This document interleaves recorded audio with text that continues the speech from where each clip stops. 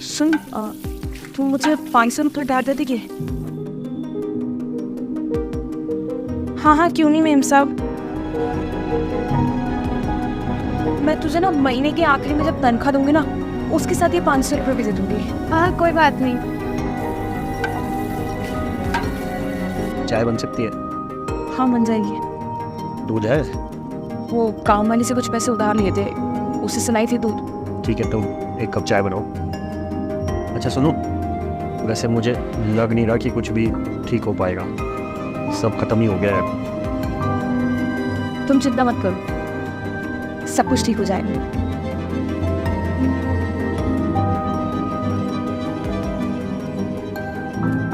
सुन रानी, कल से काम पे मत आइए, और जो वो तुझसे 500 रुपये उधार लिए थे ना, वो जब अरेंज हो जाएंगे मैं तुझे दे दूंगी। लेकिन क्या हो गया दीदी? रानी, तेरे भैया ने ना घर बेच के फैक्ट्री डाली थी, और उस फैक्ट्री में पता नहीं किसी लेबर के साथ मिसहैपनिंग हो गई है।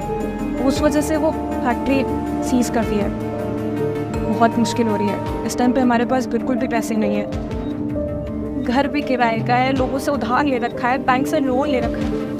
इस टाइम पे हमारे पास बिल्कुल भी पैसे नहीं है। मैं तुझे पैसे कहाँ से दूँगी? आप ये कैसी बातें कर रहे हो दीदी? सब ठीक हो जाएगा। रानी, तुम समझ क्यों नहीं रही है? इतना आसान नहीं है, सब कुछ ठीक ऐसे ही नहीं हो जाएगा। जब कोई कमाने का जरिया नहीं होगा तो घर कैसे चलाऊंगी मैं? नहीं दी, मैं तो आऊँगी। दीदी आपको याद है जब मेरे भाई का एडमिशन होना था, आपने बिना कुछ सोचे समझे मुझे पैसे दे दिए और उसके बाद वापस भी नहीं मांगे। अब जब आपका बुरा समय चल रहा है तो आप ये कैसे कह सकते हो कि मैं ना आऊँ यहाँ पे काम करने? अरे मैं 3 साल से यहाँ काम कर रही हूँ दीदी, मैं तो यहाँ काम करने आऊँगी, चाहे आप मुझे इसका पैसा दो या ना दो। अच्छा ठीक है, अगर किसी घर में काम वाले की ज़रूरत हो ना तो मुझे बताइए, मैं भी यही काम करूँगी। अब देख, रोटी तो खानी ही है ना। अरे दी आप इतनी टेंशन क्यों ले रहे हो? सब ठीक हो जाएगा, ये सब करने की आपको ज़रूरत नहीं पड़ेगी।